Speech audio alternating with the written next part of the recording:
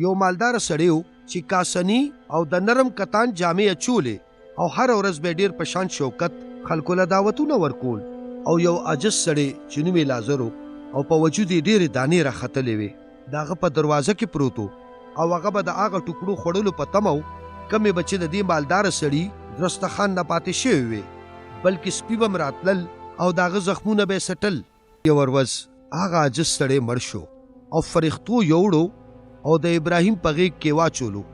هغه مالداره سړی مړ شو او خښ کړی شو او په عالم ارواح کې چرته چې هغه په عذاب و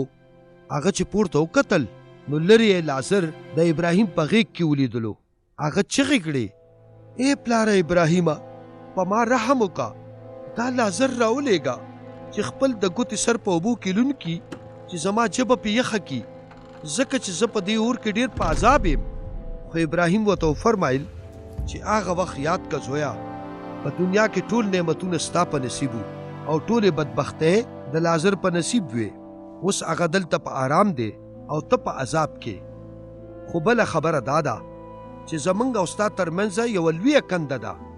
چې د هغې نه څوک پورې وتی شي او نه ترې نه څوک دې خوا راتلی شي مالداره سړي جواب ورکړ چې بیا نو پلاره زه درته زاري منت کوم چې ته دې زمونږ کور ته ولېږه چېرته چې زما 5 وروڼه دي چې هغې خبرداره کړي هسې نه چې هغې هم په دې عذاب کې ګیر شي خو ابراهیم ورته وفرمایل چې د هغې سره موسی